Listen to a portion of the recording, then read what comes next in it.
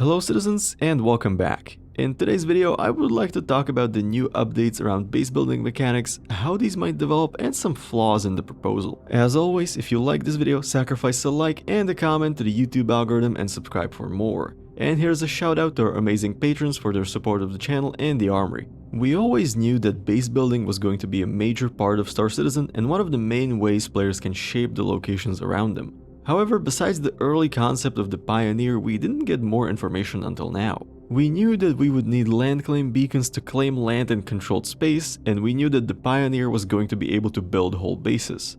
But now we finally have a lot more information about how land claims and base building are going to work. As we suspected, preparation will be the key to everything. Scouting the building location will be crucial.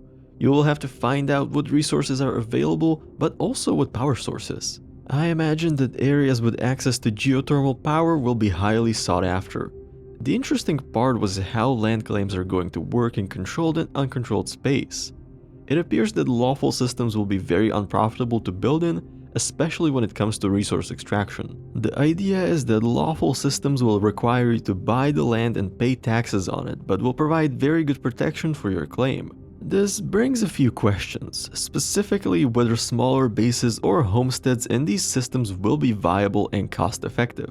Though as far as I understand, the taxes will be based on what you extract and make at the outpost, so maybe people who just want a place to live are going to have very low taxes. Next, we learned that all crafting and manufacturing will require blueprints. We also know that blueprints can be researched to be improved and can be obtained by buying, looting, or as a reward. I'm very curious to see how the system of obtaining and tracking which blueprints you own is going to look like. Are you going to have to carry around a few hundred USB sticks to build something, or are they going to be uploaded to the fabricator from your Mobbyglass? I am also curious about what will be the differences between items and buildings of different quality and whether everyone will get some set of starter blueprints by default. We also learned more about building itself. We now also know that the number of ships that can support building is actually larger than expected. CAG essentially introduced the concepts of 2 new vehicles and 1 somewhat new ship variant. They have added the Surveyor Trolley, which allows players to build small buildings. From the demo, it looked like it would fit inside a Cutlass Black or a Nomad. This should technically allow 1 or 2 people to set up a small outpost, which I think will be a very popular choice for mining and extraction outpost in lawless systems. This small size construction might also cover an area that I mentioned in a video last year: temporary and portable buildings. Maybe sometimes you don't want to build a full outpost, but maybe just want to quickly deploy some resource extractors, generators, and repair stations. For this, it would be very nice if we had some small deployable structures, which would also be an interesting tier 0 of base building. For medium and small buildings, it looks like they're going to introduce a new variant of the Atlas vehicle platform, which would be very interesting. You would probably need a Hercules to transport this, but if you're building a medium base, you probably need it for resources too, so it actually works out very nicely. Now, for small to large size buildings, it gets interesting. CAG have confirmed the construction variant of the RSI Galaxy, and while we have some idea that the construction module was coming, this was still a surprise to many people. In theory, the Galaxy should have enough internal cargo capacity to sustain construction of a base on its own, at least in the initial stages. I think some Pioneer owners might see this as a bad thing, as some of them assumed that the Pioneer was the only ship capable of construction. But at the same time, the Pioneer received the most important update and the first one in a few years. First of all, it's still going to work as a mobile base. We don't know what that means, but I assume that it can produce its own power and can facilitate resource extraction and processing. More importantly, it can build XL buildings, which I am not sure what that's going to look like, but sounds very exciting. But we also learned that to actually start building or crafting, you will need a fabricator. And we know that fabricators can build anything ranging from items and armor to buildings and ships. So technically you could use a Pioneer as a mobile shipyard. The thing that's unclear to me is whether the Surveyor Trolley and the Atlas construction vehicle have a built-in fabricator. The demo did imply that they do, and that would also make sense. We will see what the fabrication gameplay is going to look like.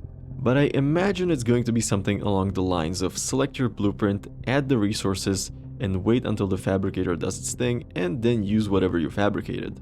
This also brings me to the concept of resource extraction buildings. It looks like CIG are going to introduce the ability to extract and pump liquid resources, which is going to be interesting. It makes sense, you will need to supply water to your outpost either from an underground well or from a body of water. We also learned that resource extraction buildings will require player involvement to operate. This is not a surprise since the same thing was said about ship refineries. I don't think it's going to be as involved as ship mining though.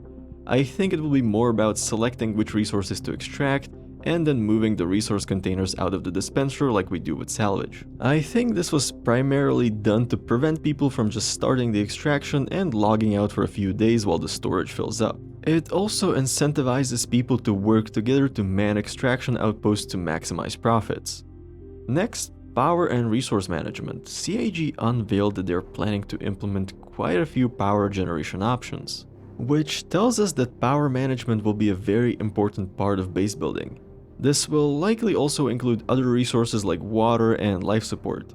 This further reinforces the idea that base building will require a lot of planning and preparation. Speaking of planning, CIG also said that they'll be introducing a special new UI mode that will allow you to place buildings and objects. This was one of the major questions I had about base building when I was initially introduced to the concept. And while CIG will allow us to do this in first person as well, I think it will be a lot easier to do it with the specialized view. However, the most important news is that development is going to start in Q1 2024. This doesn't necessarily mean that we will see any features released next year, but I think we will definitely see some more new information coming out.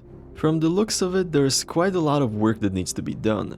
Between building the new vehicles and ships and some starting set of buildings, CIG also have to create the features needed to support fabrication, land claims, and placing buildings. And with that being said, that's all for today.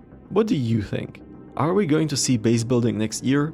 What kind of base are you going to build? Let me know in the comments. Thank you for watching, fly safe, and I will see you in the verse.